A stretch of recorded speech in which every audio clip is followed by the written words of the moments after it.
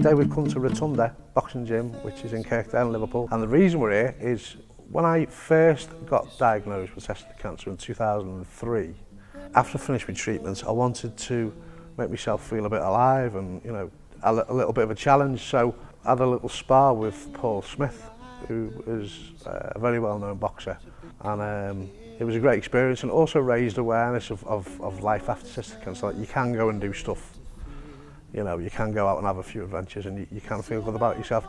So last year, my cancer came back and I was back on the old chemo. And I wanted to do it again, but I thought, why not do it again and get some of the lads to come along on the day, because boxing's booming at the minute. So most of the lads we help are all big Smith Brothers fans, and we go to a lot of their fights.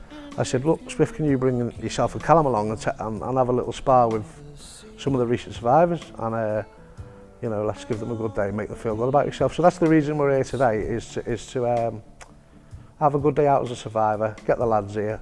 They get to meet the boxers and they get to have a bit of fun with, in the ring there with Callum and Stephen. Let the better feeling show, 'cause in our hearts we're petrified to leave. I'm Matt. In 2012 I was diagnosed with stage 1 TC. I had to have an operation, and I was given a course of chemotherapy. They told me it'd make me feel a little bit sick. I wasn't expecting the other changes that would go with it as well. How tired it would make me, its effect on the rest of my body, constant colds, mouth ulcers, cuts and bruises and lumps would get infected. Hardest thing for me with chemotherapy was it's almost like poison going into your body, but it's there in a sense to make you better. But you know, it was a mix of 3 different chemicals coming into me, and I lost all my hair and stuff, and I felt so weak and unable to do things, and I didn't want to see people because of the way that they would perceive me. And you know, it was tough. The chemotherapy is really tough. I had stage 3 germ cell cancer of an unknown origin. Germ cell cancer is a form of testicular cancer which originates in either your testicles or behind your abdominal wall. You don't exactly find a lump like you do with normal testicular cancer, but you do get signs within your testicles that show it's there. Chemotherapy was rough. The easiest way for me to explain it is like if you've been on a bender for a weekend, not slept, not eaten, the way you feel on that Monday, that's how you feel from chemotherapy for weeks and weeks, every day, all night. It's difficult to sleep, but you're tired. It's difficult to eat, but you're hungry. It's just not nice. Obviously there's a common side effects, sickness, feeling nauseous, losing your hair, things that you read about and you do expect, but then the other side effects that you don't expect. All the medication you're on, your moods are different, your hormones are imbalanced. It's a very, very difficult period of time. I was one of the lucky ones with the treatments. A few lads have been through a lot worse than me. I had the 1 dose of chemo, and even that wasn't very pleasant, to be honest, and compared to what some of the lads have been through. I feel quite lucky on that side of things. Chemotherapy, it was rough to start off with. I was really anxious, just desperately wanted the cancer out of my body, so I really fought it in the first cycle. But the best bit of advice I had from checkemlads at the time was just to let the chemotherapy do its job, really. So I'm a marathon runner. I like to run a lot. That's what I do. And I decided to start treating chemotherapy a lot like running a marathon. Just trying to settle into it, try to eat my way through it if I needed to eat, sleep when I needed to sleep, just rest. Just, to be honest, just take myself out of family life and just do what I needed to do to just get through the chemotherapy. Chemotherapy is a very scary word. I think when you're going through it, from being told that you've got cancer to sitting there and then being hooked up to the machine, it's a very daunting experience. But I think when I was a bit determined to, to hit it head on and get through it, and it was more of you go into a bit of autopilot. I was fine at first. For the first cycle, it didn't really affect me that badly, but once treatment got further on, and the more of the chemicals that are flowing through your body, you get weakness, you sleep a lot, you need to drink a lot of water. Your white blood cell count's all very low, so you've got to make sure that you're away from anybody who's sick, because you'll pick up illnesses very quickly. But the important thing was my thoughts of it was this stuff is going to be bad at first, but it's going to make me better. That's it. So you want to throw after you throw your right hand, you turn your to like throw a left hook with that one. Right over here and then the hook across to that one, yeah. There you go. Yeah. Cheers, that's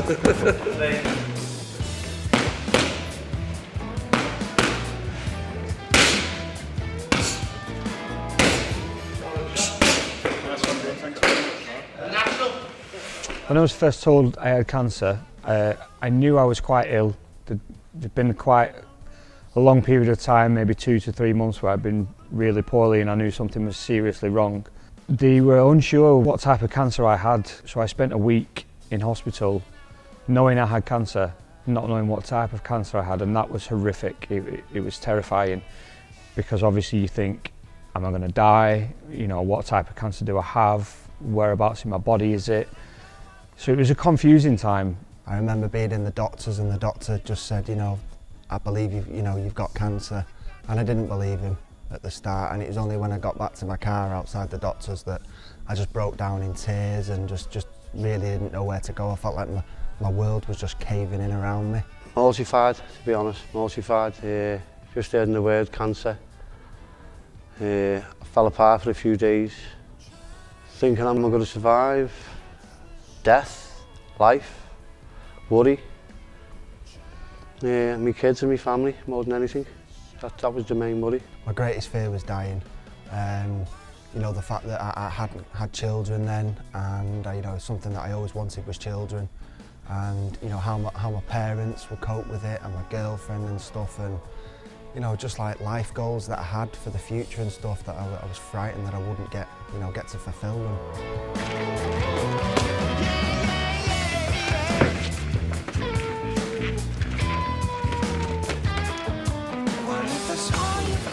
I'm Callum. No,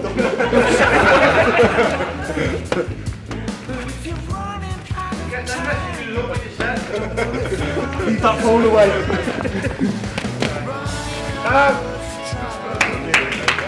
One of the main questions I get asked a lot is, people treat me differently, and a lot of people you expect to be your friend or close to you sort of disappear.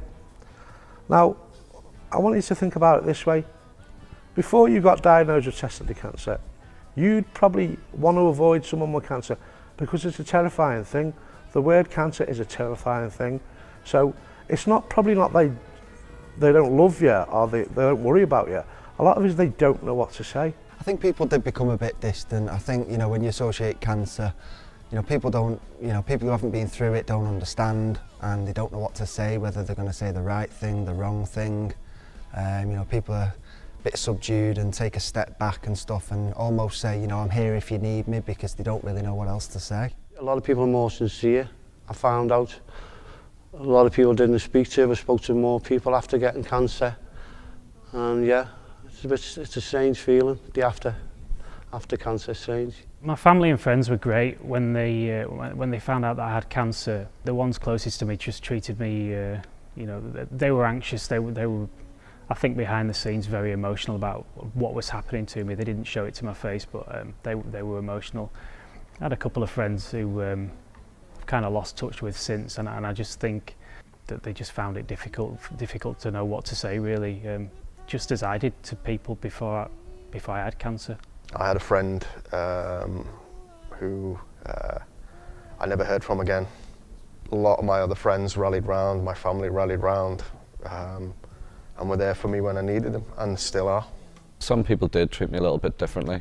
That was quite surprising of some of the people who it was.